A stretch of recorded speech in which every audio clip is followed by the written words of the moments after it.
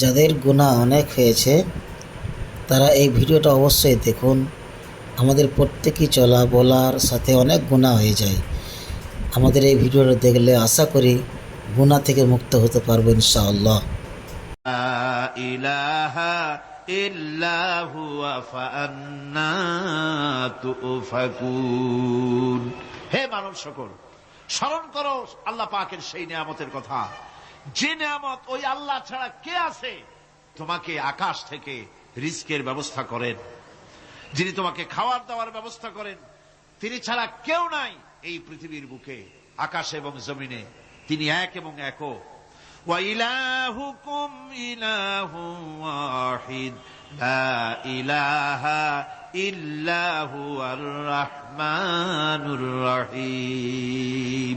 তিনি হচ্ছেন তোমাদের ইলাহ, তিনি এক, তিনি একক। সুতরাং তিনি হচ্ছেন পরম দাতা এবং বিশেষ নিয়ামত যিনি দেন, পরম দাতা এবং দয়ালু। কোরআনে কারিমে যখনই আমরা বলেছি আলহামদুলিল্লাহি রাব্বিল আলামিন, আল্লাহ পাক খুশি হয়েছে। প্রশ্ন হয়েছে তার কি আরো কোন গুণ আছে? জবাবে বলেছি আর রহমানির রহিম, তিনি পরম দাতা, তিনি দয়ালু। সুবহানাল্লাহি ওয়া বিহামদিহি, তিনি রহিম। পরকালে কিয়ামতের ভয়াবহ দিনে বান্দার জন্য তিনি রহিম হবেন। দুনিয়ায় পালিত উন্মুক্ত হস্তে সকলকে দিচ্ছেন, আর কিয়ামতের দিন আল্লাহ পাক রহিম হবেন তার বান্দাদের জন্য। কোরআন বলছে তিনি হচ্ছেন রহমত, মানুষের জন্য তিনি রহমত দেন। তার দয়া অফুরন্ত, এত দয়া যে তিনি যদি প্রত্যেক কথায় কথায় আমাদেরকে শাস্তি দিতেন তাহলে আমাদের বাঁচার কোনো পথ ছিল না। ঠিক কিনা কর? কোরআনে কারিমে আল্লাহ পাক বলেছেন ওয়ামা আসাবাকুম মিন মুসিবাতিন ফাবিমা কাসাবাত আইদিকুম ওয়া ইয়াফু আন কাসীর।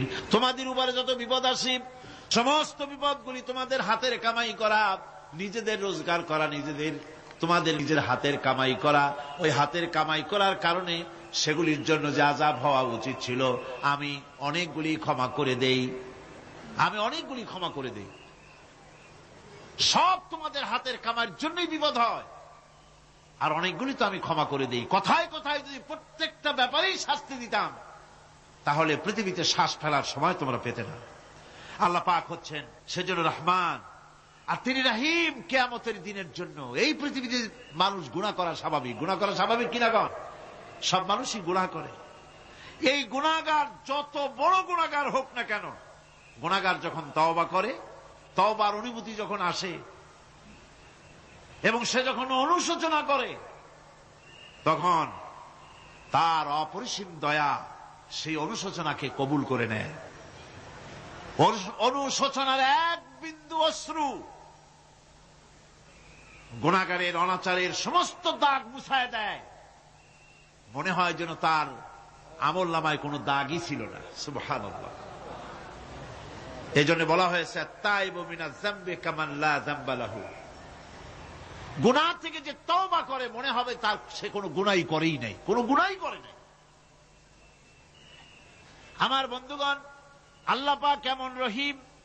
এই পৃথিবীতে মানুষ যত অপরাধ করে সেই অপরাধ বাপের সাথে করুক, মায়ের সাথে করুক, ওস্তাদের সাথে করুক, পীরের সাথে করুক, অপরাধ করলে পরে কেউ বলে না যে কাছে আয় ক্ষমা করে দেই। কেউ বলে নাকি? কেউ বলে না। আল্লাহ পাক কেমন রহমান, এমন রহিম। বান্দা যখন গুনাহ করে আল্লাহ পাক গুনাহগারদেরকে ডাকেন, চুরি করেছিস, গুনাহ করেছিস, মদ খেয়েছিস, জিনা করেছিস, জুয়া খেলেছিস, হত্যা করেছিস, কুফরি করেছিস, শিরক করেছিস, যত রকমের পাপ করিস না কেন, ফিরে আয়, ফিরে আয়, চোখের পানি ফেল, আমি আল্লাহ রব্বুল আলামিন মাফ করে দেব। কোরআনে কারীম বলছে ইল্লা মান তাবা ওয়া আমানা ওয়া আমিলা আমালান সালিহান ফাউলাইকা ইউবাদদিলুল্লাহু সাইয়্যাতিহিম হাসানাতিন ওয়া কানাল্লাহু গফুরার রহিমা। কিন্তু যে ব্যক্তি তওবা করেছে এবং ঈমান এনে পরবর্তীকালে ভালো কাজ করেছে, তাদের মন্দ কাজগুলি আল্লাহ পাক ভালো কাজ দিয়ে বদলায় দিবেন। এত বড় একটা কথা শুনে সুবহানাল্লাহ মুখ থেকে বেরোলো না?